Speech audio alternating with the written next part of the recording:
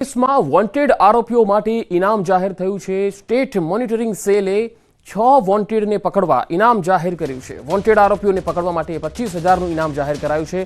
ઘણા સમયથી એજન્ટો ફરાર હતા। માહિતી આપનારને ઇનામની હવે જાહેરાત કરવામાં આવી છે। આરોપી એજન્ટ જાકીર શેખ, પંકજ પટેલ, અમનદીપ સિદ્ધ અને રજની પટેલ, રાકેશ રાય, બિપિન દરજી આ વોન્ટેડ નામો છે।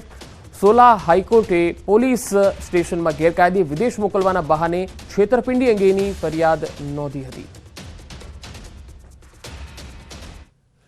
ખેડા જિલ્લામાં બીજા દિવસે પણ ઇન્કમટેક્સની કાર્યવાહી ચાલી રહી છે। એશિયન ફૂડ અને નેક્સસ બિલ્ડરને ત્યાં દરોડા પાડવામાં આવ્યા। ગેરવેટી મોલમાં પણ આઈટીની કાર્યવાહી ચાલી રહી છે। અલગ અલગ ટીમ તપાસ કરી રહી છે। શક્ય છે કે સાંજ સુધીમાં બેનામી વ્યવહારો પણ સામે આવી શકે છે અથવા તો કરચોરીનો એક મોટો આંકડો પણ સામે આવી શકે છે।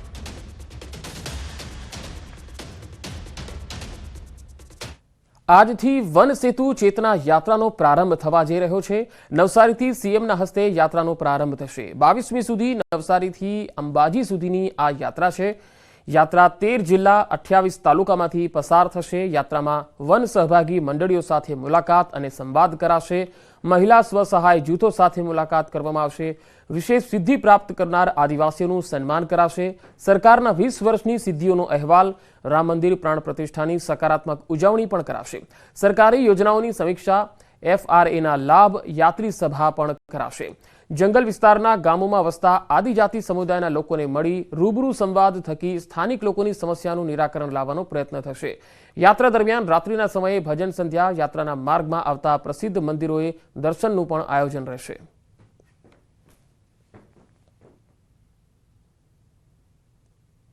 રાજ્યના મુખ્યમંત્રી ભૂપેન્દ્ર પટેલ આજે નવસારી જિલ્લાની મુલાકાતે છે અને નવસારી જિલ્લાથી ગુજરાત વન સેતુ ચેતના યાત્રાનો પ્રારંભ થશે। અહીંથી આપણી સાથે પૂર્વ કેબિનેટ મિનિસ્ટર નરેશ પટેલ છે, એમની સાથે વાત કરીશું। શું છે સમગ્ર આજે વન ચેતના યાત્રા શું છે અને ક્યાંથી ક્યાં જશે? આજે પૂરા ટ્રાઇબલ વિસ્તારની અંદર આદિવાસી સમાજ અને સમગ્ર સમાજનો આસ્થાનું સ્થળ એટલે ઉનાઈની બાજુમાં આવેલું સબરીધામ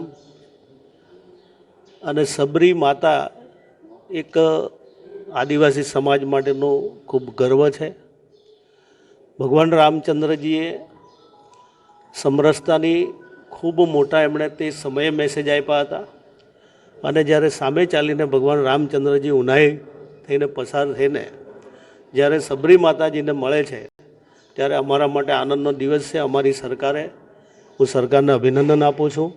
એમને યાદ કરીને જ્યારે 22 તારીખે પ્રાણ પ્રતિષ્ઠા થવાની છે એને ધ્યાનમાં રાખીને આદિવાસી વિસ્તારમાં પણ અમારા તમામ સમાજમાં લોકોનીમાં ચેતના આવે, જાગૃતિ આવે અને લોકો આમાં જોડાય એવા શુભ ભાવ સાથે આજે ઉનાઈથી વન સેતુ ચેતના યાત્રાનો પ્રારંભ થવાનો છે।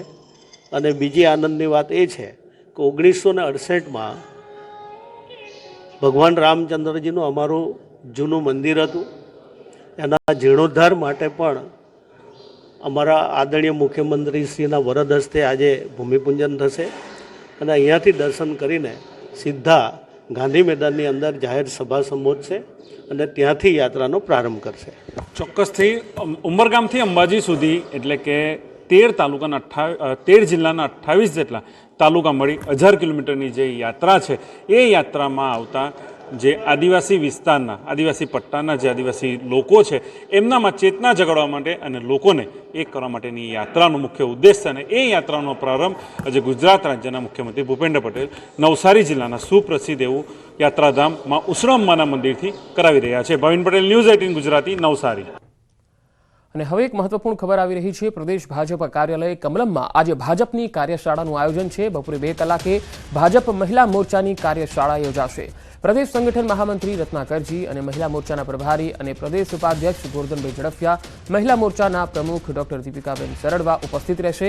રાષ્ટ્રીય મંત્રી અને રાષ્ટ્રીય સંયોજક મહિલા સ્વયં સહાયતા વિજયા રાહતકરજી, રાષ્ટ્રીય ઉપાધ્યક્ષ મહિલા મોરચો રેખા ગુપ્તાજી પણ ઉપસ્થિત રહેશે।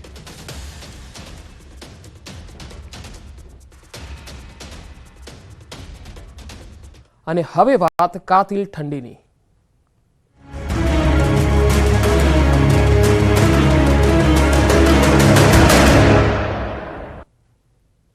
જાણીતા પર્યટન સ્થળ અવલી અને બદ્રીનાથ હેમકુંડ સાહિબ સહિતના સ્થળો પર ભારે હિમવર્ષા થઈ રહી છે, જેના કારણે પ્રવાસીઓમાં ખુશીનો માહોલ છવાયો છે.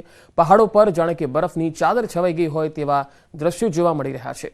અવલી બદ્રીનાથમાં હિમવર્ષાની આ તસવીરો આવી રહી છે. પ્રવાસીઓ પણ આ હિમવર્ષાથી ખૂબ જ આનંદનો અનુભવ કરી રહ્યા છે. તો ઉત્તરાખંડના ગંગોત્રી, યમુનોત્રી અને હર્ષિલ ઘાટીમાં પણ જોરદાર હિમવર્ષા થઈ રહી છે. સિઝનની પ્રથમ હિમવર્ષા થતાં સમગ્ર વિસ્તારમાં બરફની ચાદર છવાઈ ગઈ છે, જેના કારણે ખેડૂતોમાં ખુશીની લહેર છે.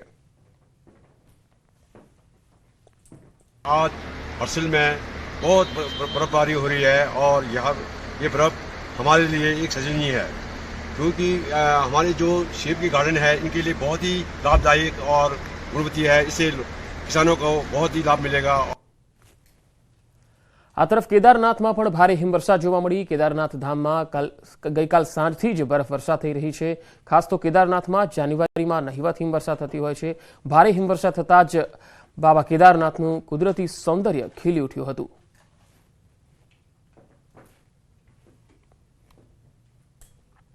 બદ્રીનાથ ધામમાં હિમવર્ષાની પ્રથમ તસવીરો સામે આવી, જેમાં ચારે તરફ બરફની ચાદર છવાયેલી હોય એવા દ્રશ્યો જોવા મળ્યા. બદ્રીનારાયણમાં બરફવર્ષાના કારણે અહીંનો નજારો પણ મનમોહક બની ગયો છે.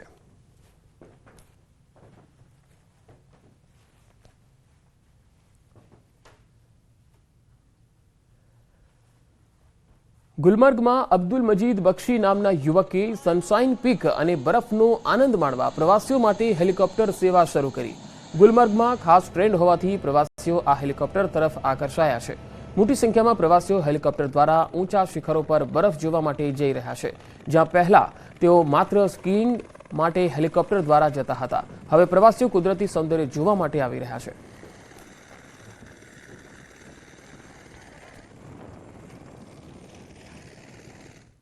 આગળ વધુ સમાચારો પર નજર કરીશું. હાલ રોકાઈશું એક બ્રેક માટે.